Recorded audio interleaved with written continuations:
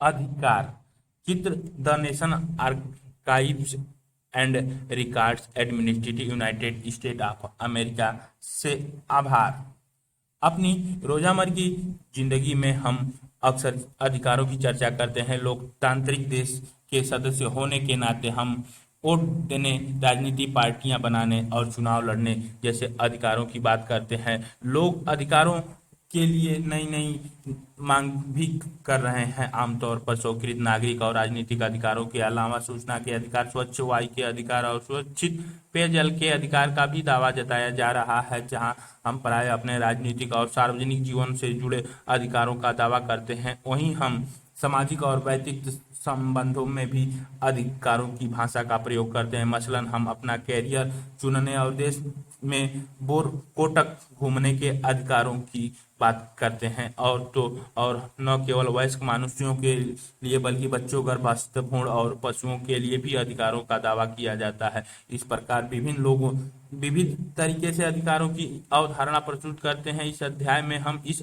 अवधारणा से जुड़े सवालों की पड़ताल करेंगे। जब हम अधिकारों की बात करते हैं तो हमारा आशय क्या है, अधिकारों के हमारे दावे की बुनियाद क्या है, अधिकारों के किन उद्देश्यों की पूर्ति होती है और वे इतने महत्वपूर्ण क्यों हैं, अधिकार क्या है, अधिकार मूल रूप से हकदार अथवा ऐसा दावा है जिसका औचित्य सिद्ध हो। यह बताता है कि नागरिक, व्यक्ति और मनुष्य होने के नाते हम किसके हकदार हैं। यह ऐसी चीजें हैं जिसको हम अपना प्राय समझते हैं, ऐसी चीज जिसे से समाज जैसे वैध दावे के रूप में स्वीकार करे, जिसका अनुमोदन अनिवार्य हो। इसका यह मतलब नहीं है कि हर वह चीज जिसमें जरूरी और वांछनीय समझूं अधिकार है। मेरी इच्छा हो सकती है कि स्कूल के लिए निर्धारित पोशाक की बजाय अपनी पसंद के कपड़े पहनूं। मैं देर रात तक घर से बाहर रहना चाह सकता हूं, लेकिन इसका यह मतलब नहीं है कि मुझे स्कूल के लिए अपनी इच्छा अनुसार जो चाहूं वह पहनने अथवा जब चाहूं तब घर लौटने का अधिकार है। मैं जो चाहता हूं और उसके लिए मैं स्वयं को हकदार समझता हूं तथा जिनका बतौर अधिकार उल्लेख किया जा सकता है के बीच फर्क होता है। अधिकार उन बातों का द्योतक है जिन्हें हम और अन्य लोग सम्मान और गरिमा का जीवन बसर करने के लिए महत्वपूर्ण और आवश्यक समझते हैं। उदाहरण के लिए आजीविका का अधिकार सम्मानजनक जीवन जीने के लिए जरूरी है। लाभकर रोजगार में नियोजित होना व्यक्ति को आर्थिक स्वतंत्रता देता है, इसलिए यह उसकी गरिमा के लिए प्रमुख है। अपनी बुनियादी जरूरतों की पूर्ति हमें अपनी प्रतिभा और रुचियों की प्रवृत्ति के होने की स्वतंत्रता प्रदान करती है।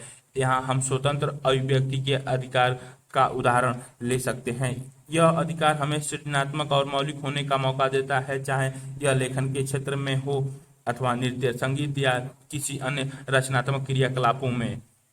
लेकिन अभिव्यक्ति की स्वतंत्रता लोकतांत्रिक सरकार के लिए भी महत्वपूर्ण होती है, क्योंकि यह विश्वास और मतों को स्वतंत्र अभिव्यक्ति की अनुमति देती है। आजीविका का अधिकार या अभिव्यक्ति की स्वतंत्रता जैसे अधिकार समाज में रहने वाले तमाम लोगों के लिए महत्वपूर्ण है। इसी वजह से उनकी प्राकृतिक विश्वसनीय कही जाती है। अधिकारों की दावेदारी का दूसरा आधार यह है कि वे हमारे बेहतरी के लिए आवश्यक है। ये लोगों को उनकी दक्षता और प्रतिभा विकसित करने में सहयोग देती हैं। उदाहरणतः शिक्षा का अधिकार हमारी तर्क शक्ति विकसित करने में मदद करती है, हमें उपयोगी कौशल प्रदान करता है और जीवन में सूझबूझ के साथ चयन करने में सक्षम बनाता है।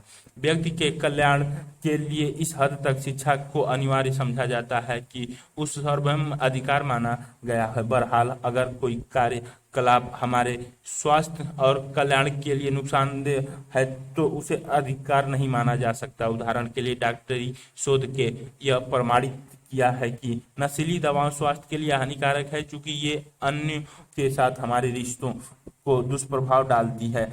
इसीलिए हम यह दावा नहीं कर सकते कि हमें नशीले पदार्थों के सेवन करने या सुई सूंघने लगाने या धूम्रपान का अधिकार होना चाहिए। धूम्रपान के मामले में तो यह उन लोगों के स्वास्थ्य के लिए भी नुकसानदेह है जो धूम्रपान करने वालों के आसपास होते हैं। नशीले पदार्थ न केवल हमारे स्वास्थ्य को नुकसान पहुंचाते हैं, बल्कि वे कभी कभी हमारे आचरण के रंग ढंग को बदल देते हैं और हमें अन्य लोगों के लिए खतरा करार देते हैं। अधिकारों की हमारी परिभाषा के अंतर्गत धूम्रपान अथवा प्रतिबंधित दवाओं के सेवन को अधिकार के रूप में मान्य नहीं किया जा सकता। आओ कुछ करके सीखें। पिछले कुछ महीनों के अखबारों को बांचिए और उन जन आंदोलनों और संगठनों की सूची बनाइए जिन्हें ने नए किस्म के अधिकारों की मांग की है।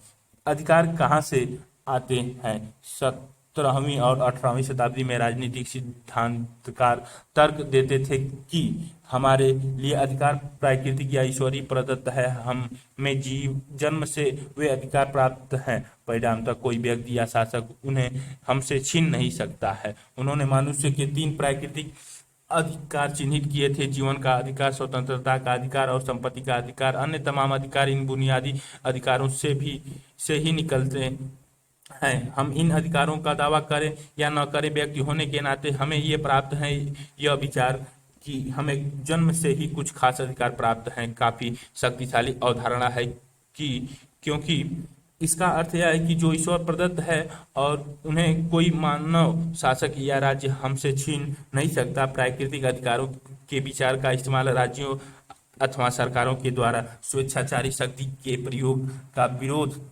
करने और व्यक्तिगत स्वतंत्रता की रक्षा करने के लिए किया जाता है। हाल के वर्षों में प्राकृतिक अधिकार शब्द से ज्यादा मानव अधिकार शब्द का प्रयोग हो रहा है। ऐसा इसीलिए क्योंकि उनके प्राकृतिक होने का विचार आज अस्वीकार्य लगता है। ऐसा मानना भी मुश्किल होता जा रहा है कि कुछ नियम आदर्श ऐसे हैं जिन्हें प्राकृतिक या ईश्वर ने रचा है। अधिकारों को ऐसी गारंटियों के रूप में देखने की प्रवृत्ति बढ़ी है जिन्हें मनुष्य ने एक अच्छा जीवन जीने के लिए स्वयं ही खोज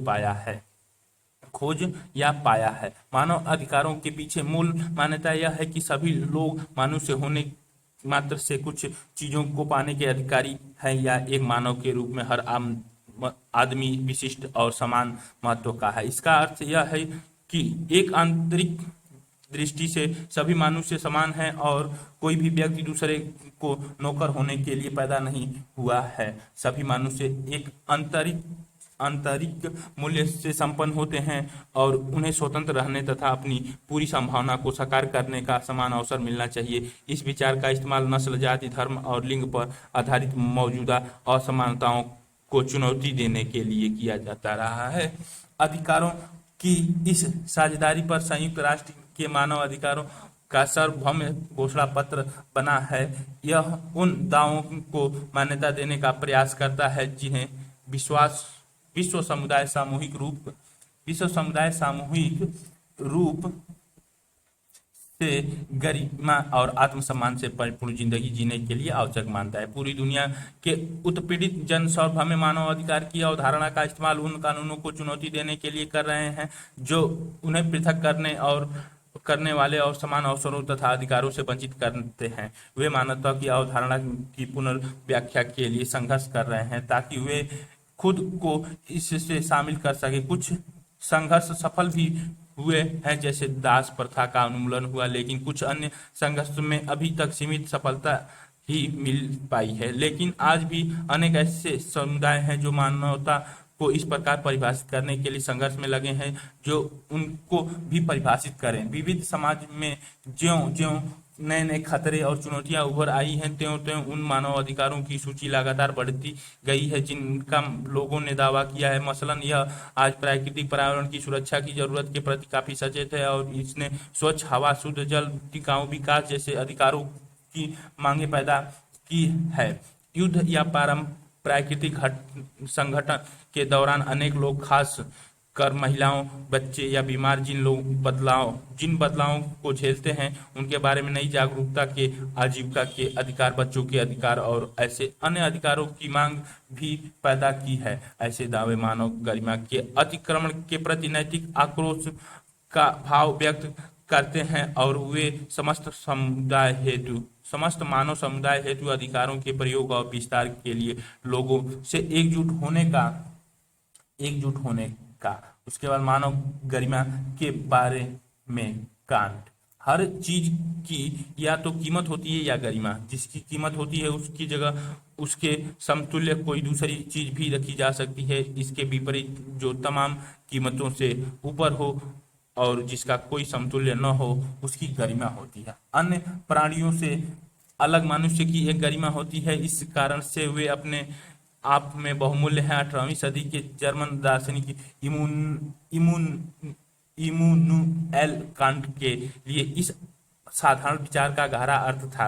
उनके लिए इसका मतलब था कि हर मनुष्य की गरिमा है और मनुष्य होने के नाते उसके साथ इसी के अनुकूल बर्ताव किया जाना चाहिए। मनुष्य अशिक्षित हो सकता है, गरीब या शक्तिहीन हो सकता है, वह बेईमान अथवा अनैतिक भी हो सकता है, फिर भी वह एक मनुष्य है और न्यूनतम ही सही प्रतिष्ठा पाने का हकदार है। कांट के लिए लोगों के साथ गरिमामय बर्ताव होने करने का अर्थ था उनके साथ नैतिक से पेशे आना। यह विचार उन लोगों के लिए एक संबल था जो लोग सामाजिक ऊंच नीच के खिलाफ और मानव अधिकारों के लिए संघर्ष कर रहे थे।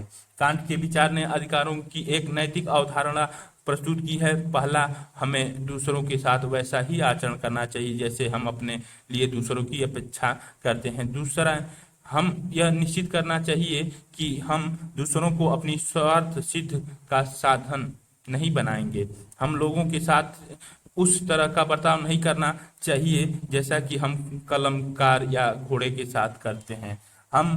हमें लोगों का सम्मान करना चाहिए, इसलिए नहीं कि वे हमारे लिए उपयोगी हों, बल्कि इसीलिए कि वे आखिरकार मनुष्य हैं। आह्वान करते हैं, हमें इन दावों के विस्तार तथा प्रभाव को कम करके नहीं आंकना चाहिए। उन्हें अक्सर व्यापक समर्थन हासिल होता है। आपने शायद पॉप स्टार बॉब गोल्डॉफ की ओर से अफ्रीका में गरीबी खत्म करने के लिए पश्चिमी मुल्कों की सरकारों से की गई हाल की अपील के बारे में सुना होगा और टीवी में भी देखा होगा कि उसे आम जनता का कितना प्रबल समर्थन हासिल हुआ है। कानूनी अधिकार और राज्य सत्ता। मानव अधिकारों के दावों की नैतिक अपील चाहे जितनी हो, उनकी सफलता की डिग्री कुछ कारकों पर निर्भर है। इनमें सर्वाधिक महत्वपूर्ण है सरकारों और कानून का समर्थन। यही कारण है कि अधिकारों की कानून मान्यता को इतनी अहमियत दी जाती है। अनेक देशों में अधिकारों के विधेयक वहां के संविधान में प्रतिष्ठित रहते हैं। संविधान देश के सर्वोच्च कानून के घोतक होते हैं, इसलिए कुछ खास अधिकारों की संवैधानिक मान्यता उन्हें बुनियादी महत्व प्रदान करती है। अपने देश में इन्हें हम मौलिक अधिकार कहते हैं। अन्य कानूनों और नीतियों से इन संवैधानिक अधिकारों के सम्मान की अपेक्षा की जाती है। संविधान में उन अधिकारों का उल्लेख रहता है जो बुनियादी महत्व के माने जाते हैं। कुछ अन्य ऐसे अधिकारों का भी उल्लेख संभव है जो किसी देश के विशिष्ट इतिहास और रीति रिवाजों के चलते महत्वपूर्ण हो जाते हैं। उदाहरण के लिए, भारत में अस्पृश्यता पर प्रतिबंध का प्रावधान है जो देश के परंपरागत सामाजिक कुप्रथा का ध्यान दिलाता है।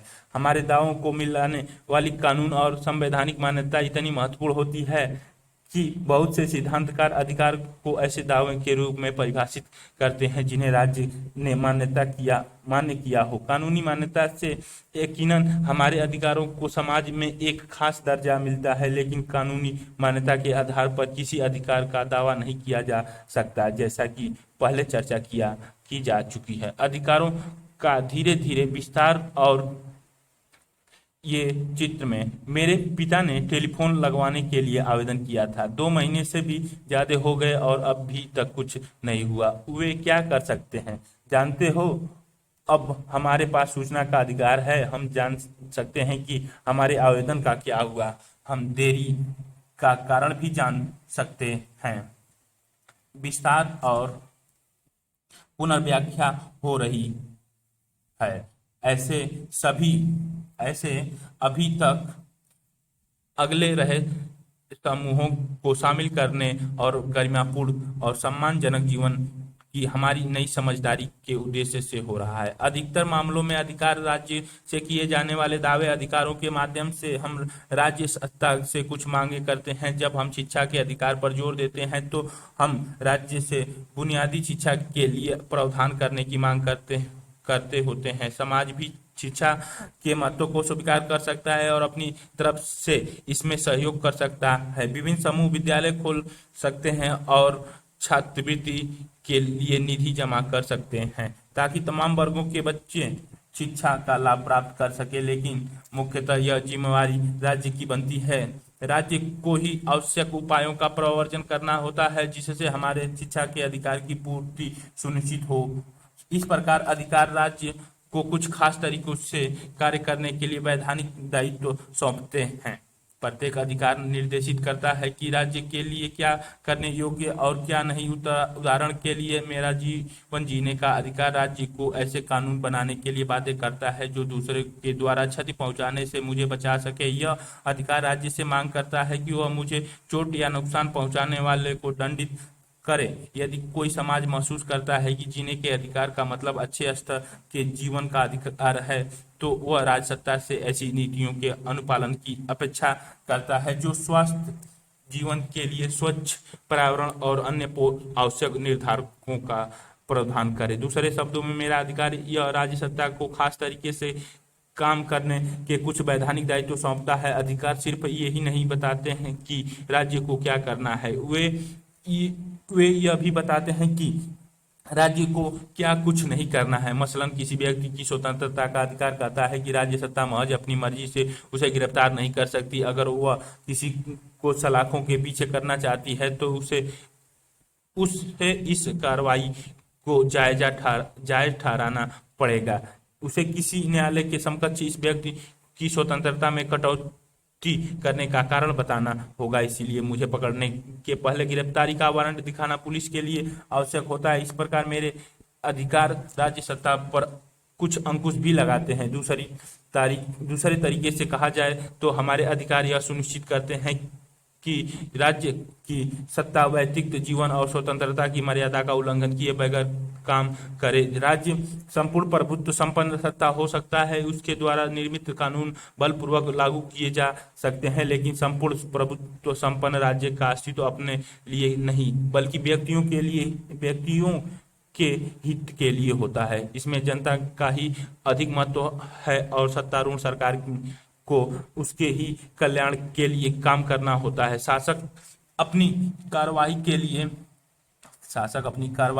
के लिए जवाबदेह है और उसे हरगिज नहीं भूलना चाहिए कि कानून लोगों की भलाई सुनिश्चित करने के लिए होते हैं। आओ कुछ करके सीखे। पिछले कुछ दिनों के अखबारों को देखिए और अधिकारों के उल्लंघन के मामलों की तलाश कीजिए। सरकार और समाज के लोगों को अधिकार के उल्लंघन को रोकने के लिए क्या करना चाहिए। अधिकारों के प्रकार। अधिकतर लोकतांत्रिक व्यवस्थाएं राजनीतिक अधिकारों का घोषणा बनाने से अपनी शुरुआत करती है। राजनीतिक अधिकार नागरिकों को कानून के समकक्ष बराबरी तथा राजनीतिक प्रक्रिया में भागीदारी का हक देते हैं। इनमें वोट देने और प्रतिनिधि चुनने, चुनाव लड़ने, राजनीतिक पार्टियां बनाने या उनमें शामिल होने जैसे अधिकार शामिल है। राजनीतिक अधिकार नागरिक स्वतंत्रता से जुड़े होते हैं। नागरिक स्वतंत्रता का अर्थ है स्वतंत्र और निष्पक्ष न्यायिक जांच का अधिकार, विचारों की स्वतंत्र अभिव्यक्ति का अधिकार, प्रतिवाद करने तथा असहमति प्रकट करने का अधिकार। नागरिक स्वतंत्रता और राजनीतिक अधिकार मिलकर किसी सरकार की लोकतांत्रिक प्रणाली की बुनियादी का निर्माण करते हैं। लेकिन जैसा कि पहले बताया गया है कि अधिकारों का उद्देश्य लोगों के कल्याण की हिफाजत करना होता है। सरकार को जनता के प्रति जवाबदेह बनकर शासकों की अपेक्षा लोगों के सरोकार को अधिक महत्व देकर और तमाम लोगों के लिए सरकार के निर्णयों को प्रभावित करने का मौका सुनिश्चित कर राजनीतिक अधिकार इसमें सहयोग करते हैं। वाद विवाद संवाद संस्कृत के अधिकार का मतलब है किसी को भी ऐसी फिल्म बनाने की अनुमति नहीं होनी चाहिए जो कि किसी धार्मिक या सांस्कृतिक आस्थाओं को चोट पहुंचाए। राजनीतिक भागीदारी का अपना अधिकार पूरी तरह से हम तभी अमल में ला सकते हैं जब भोजन, वस्त्र, आवास, स्वास्थ्य जैसी हमारी बुनियादी जरूरतें पूरी हो। फुटपाथ पर रहने और इन बुनियादी जरूरतों की पूर्ति के लिए संघर्ष करने वालों के लिए अपने आप में राजनीतिक अधिकार का कोई मूल्य नहीं है। उन्हें पहले तो अपनी बुनियादी जरूरतों की पूर्ति हेतु पर्याप्त मजदूर और मेहनत की उचित परिस्थितियों जैसी कतिपय सुविधाएं चाहिए। इसीलिए लोकतांत्रिक समाज इन दायित्वों को स्वीकार कर रहे हैं और आर्थिक अधिकार मुहैया कर रहे हैं। कुछ देशों में नागरिक, खासकर निम्न आय वाले नागरिक, आवास और चिकित्सा जैसी सुविधाएं राज्य से प्राप्त करते हैं। कुछ अन्य देशों में बेरोजगार व्यक्ति कुछ न्यूनतम भत्ता पाते हैं ताकि वे अपनी बुनियादी जरूरतें पूरी कर सके। भारत में सरकार ने ग्रामीण और शहरी गरीबों की मदद के लिए अन्य कार्यवाही के साथ हाल में ग्रामीण रोजगार गारंटी योजना की शुरुआत की है। आजकल अधिकाधिक लोकतांत्रिक व्यवस्थाएं राजनीतिक और आर्थिक अधिकारों के साथ नागरिकों के सांस्कृतिक दावों को भी मान्यता दे रही है। अपनी मातृभाषा में प्राथमिक शिक्षा पाने का अधिकार, अपनी भाषा और संस्कृति के शिक्षण के लिए संस्थाएं बनाने के चिंतन मंथन, समूह या समुदाय विशेष को दिए जान गए निम्न अधिकारों में से कौन से न्यायोचित हैं, चर्चा की कि एक शहर में जैन समुदाय के लोगों ने अपना विद्यालय खोला और उसमें केवल अपने समुदाय के छात्र छात्राओं को ही प्रवेश दिया। हिमाचल प्रदेश में वहां के अस्थायी निवासियों के अलावा बाकी लोग जमीन या अन्य अचल संपत्ति नहीं खरीद सकते। एक शिक्षा विद्यालय के प्रधानाध्यापक ने एक सर्कुलर जारी किया जो कोई भी छात्र किसी भी प्रकार की पश्चिम परिधान नहीं पहनेगी। हरियाणा की एक पंचायत ने निर्णय दिया कि अलग अलग जातियों के जिस लड़के और लड़कियों ने शादी कर ली थी वे अब गांव में नहीं रहेंगे। अधिकार को बेहतर जिंदगी जीने के लिए आवश्यक माना जा रहा है। इस प्रकार लोकतांत्रिक व्यवस्थाओं में अधिकारों की सूची लगातार बढ़ती गई। कुछ अधिकार जैसे जीने का अधिकार, स्वतंत्रता का अधिकार, समान व्यवहार का अधिकार और राजनीतिक भागीदारी की का अधिकार ऐसे बुनियादी अधिकार के रूप में मान्य है जिन्हें प्राथमिकता देनी ही है। शालीन जीवन यापन के लिए आवश्यक अन्य स्थितियां भी न्यायोचित दावों के अथवा अधिकारों के रूप में मान्य की जा रही हैं। अधिकार और जिम्मेदारियां। अधिकार न केवल राज्य पर जिम्मेदारी डालते हैं वह खास तरीके से काम करें, बल्कि हम सब पर भी जिम्मेदारी आयद करते हैं। उदाहरण के लिए टिकाऊ विकास का मामला लें। हमारे अधिकार हमें याद दिलाते हैं कि इसके लिए न केवल राज्य को कुछ कदम उठाने हैं, बल्कि हमें भी इस दिशा में प्रयास करने का अधिकार हमें बाध्य करते हैं कि हम अपनी निजी जरूरतों और हितों को ही न सोचें, कुछ ऐसे चीजों की भी रक्षा करें जो हम सब के लिए हितकार हैं। ओजोन परत की हिफाजत करना, वायु और जल प्रदूषण कम से कम करना, नए वृक्ष लगवाकर और जंगलों की कटाई रोककर हरियाली बरकरार रखना, पारिस्थितिकी संतुलन कायम रखना आदि ऐसी चीजें हैं जो हमें सब के लिए अनिवार्य हैं। ये आम भलाई की बातें हैं जिनका पालन हमें अपनी और भावी पीढ़ियों की हिफाजत के लिए भी आवश्यक करना चाहिए। आने वाली पीढ़ियों को भी सुरक्षित और स्वच्छ दुनिया पाने का हक है। इसके बिना वे बेहतर जीवन नहीं जी सकती। दूसरे अधिकार यह अपेक्षा करते हैं कि मैं अन्य लोगों के अधिकारों का सम्मान करूं। अगर मैं कहता हूं कि मुझे अपने विचारों की अभिव्यक्ति करने का अधिकार मिलना ही चाहिए, तो मुझे दूसरों को भी यही अधिकार देना होगा। अगर मैं अपनी पसंद के कपड़े पहनने में, संगीत सुनने में दूसरों का आक्षेप नहीं चाहता, तो मुझे भी दूसरों की पसंदगी में दखल अंदाजी से बचना होगा। मुझे उन्हें भी उनकी पसंद के कपड़े या संगीत सुनने की स्वतंत्रता देनी होगी। मैं स्वतंत्र भाषण देने के अधिकार का इस्तेमाल अपने पड़ोसी की हत्या के लिए, भीड़ को उकसाने के लिए नहीं कर सकता। अपने अधिकारों का प्रयोग करने के लिए मैं दूसरों को उनके अधिकारों से वंचित नहीं कर सकता। दूसरे शब्दों में मेरे अधिकार सब के लिए बराबर और एक ही अधिकार के सिद्धांत से सीमाबद्ध है। तीसरे टकराव की स्थिति में हमें अपने अधिकारों को संतुलित करना होता है। मसलन अभिव्यक्ति की आजादी का मेरा अधिकार मुझे तस्वीर लेने की अनुमति देता है, लेकिन अगर मैं अपने घर में नहाते हुए किसी व्यक्ति को उसकी इजाजत के बिना तस्वीर ले लूं और उसे इंटरनेट में डाल दूं, तो यह उसके गोपनीयता के अधिकार का उल्लंघन होगा।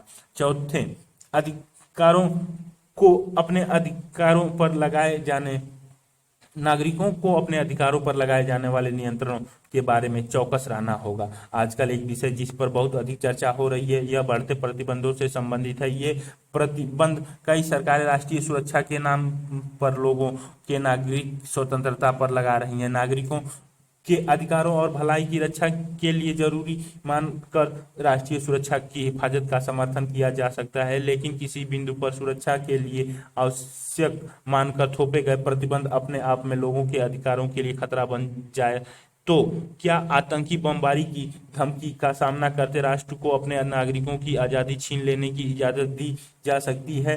क्या उसे महज संदेश के आधार पर किसी को गिरफ्तार करने की अनुमति मिलनी चाहिए? क्या उसे लोगों की चिट्ठियां देखने या फोन टेप करने की छूट दी जा सकती है? क्या सच कबूल करवाने के लिए उसे यातना का सहारा लेने दिया जाना चाहिए? ऐसी स्थितियों में यह सवाल उठता है कि संबंध व्यक्ति समाज के लिए खतरा तो नहीं? ये चित्र में दिखाया गया है। या कल तुमने टीवी पर ताजा तरीन स्टिंग ऑपरेशन देखा?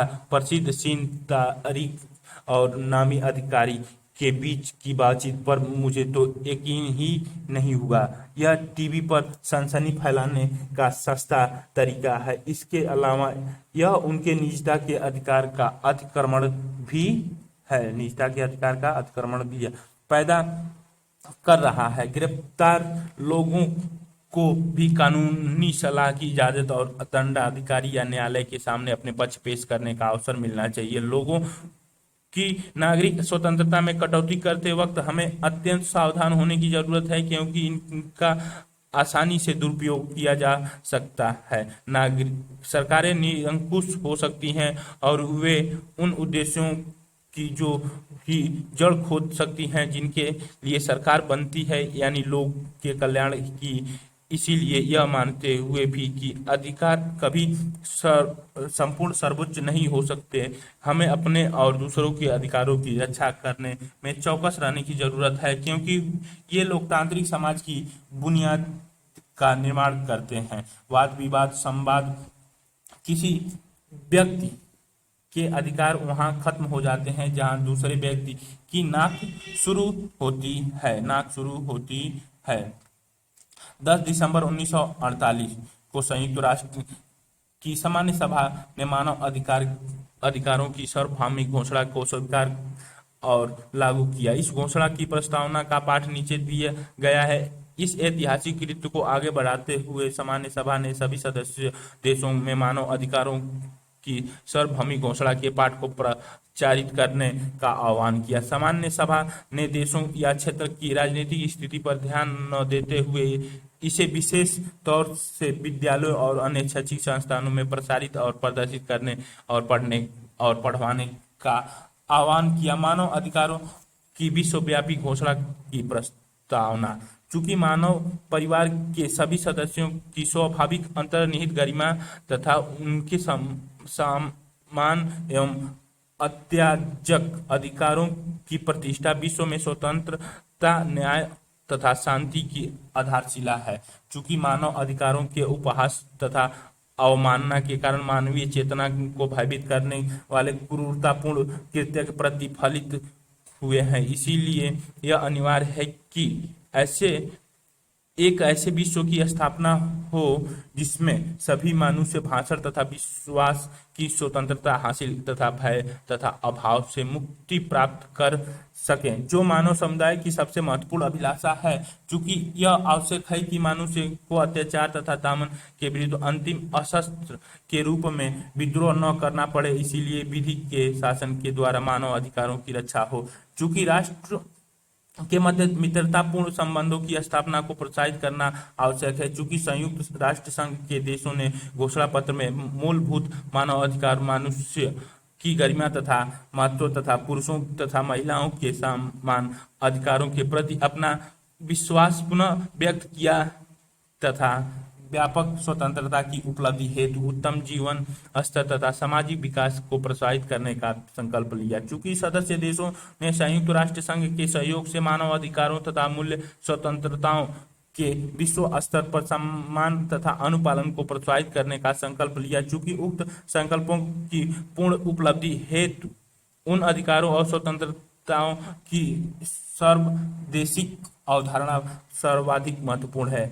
आज अतः आज संयुक्त राष्ट्र संघ महासभा मानव अधिकारों के विश्व जननी घोषणा पत्र को सभी सभ्यताओं तथा देशों के लिए उपलब्धि के सर्वमान्य मानदंडों के रूप में यथादर्श घोषित करती है कि प्रत्येक व्यक्ति तथा समाज का प्रत्येक अंग इस घोषणा पत्र का सदा विचार रखते हुए इन अधिकारों तथा स्वतंत्रताओं की मर्यादाओं का को अध्यापन तथा शिक्षा के माध्यम द्वारा प्रोत्साहित करेगा तथा विकासोन्मुखी राष्ट्रीय अंतर्राष्ट्रीय साधनों द्वारा इनकी सर्वदेशीय तथा सशक्त स्वीकृति एवं अनुपालन को आपस में सदस्य देशों की जनता के बीच तथा उनके क्षेत्राधिकारी के अंतर्गत आने वाले प्रदेशों की जनता के बीच स्थापित करेगा। अधिक जानकारी के लिए आप लॉग इन कर सकते हैं www.un organization